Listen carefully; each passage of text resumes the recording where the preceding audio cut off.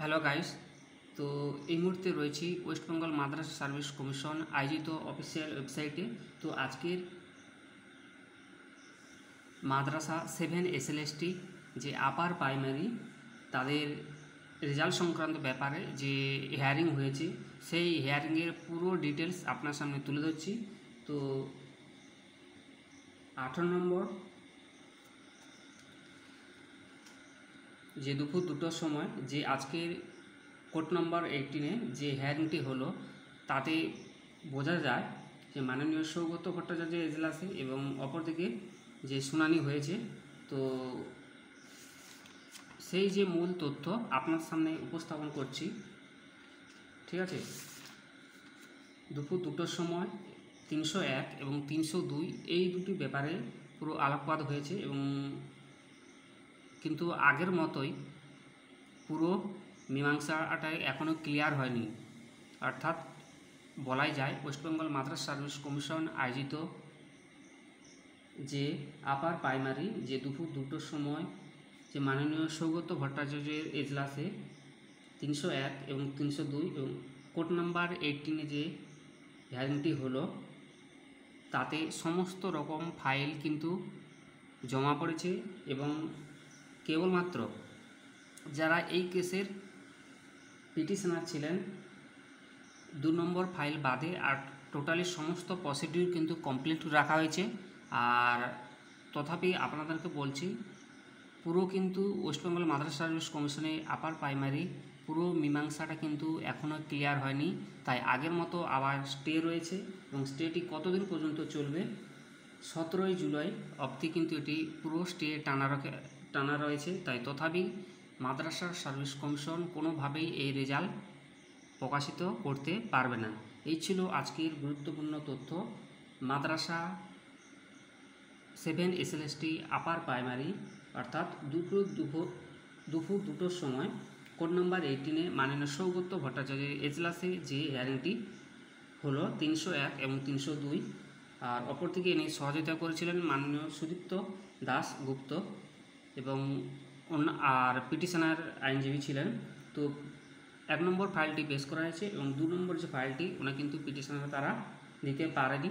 তথাপি পুরোটি আবার কিন্তু 17 জুলাই অবধি পুরোটি স্টে রইল। মাদ্রাসা 7 এসএলএসটি আপার প্রাইমারি আর অপরদিকে 7 এসএলএসটি যে 9, 10, 11, 12, তো এদের কিন্তু শুধু সমস্ত কিছু কমপ্লিট হয়েছে, শুধু রেজাল্ট বাড়ার অপেক্ষা। তাই তথাপি যারা 9, 10, 11, 12, 7 এসএলএসটি যাদের ডকুমেন্ট ভেরিফিকেশন হয়েছে, এবং প্রত্যেককে বলছি আপনারা একটু ধৈর্য ধরুন। যখন আজকের কিছুটা গ্রুপ ডি এর হিয়ারিং ছিল এবং পুরো ডিটেলস আগামীকাল আপনার সামনে উপস্থাপন করব। শুধু এটুকুই আপনার সামনে উপস্থাপন করলাম যে আপার প্রাইমারি আপাতত 17 জুলাই অবধি স্টে রাখা হয়েছে। আর গ্রুপ ডি আজকে হিয়ারিং হয়েছিল, তো তার পুরো ডিটেলস আগামী দিনে আমি আপনাদের সামনে তুলে ধরব। যখন ওয়েবসাইটে যে অর্ডারটি পাস হবে, সেই অর্ডার ধরে আপনাদের সামনে পুরো ডিটেলস আমি তুলে ধরব।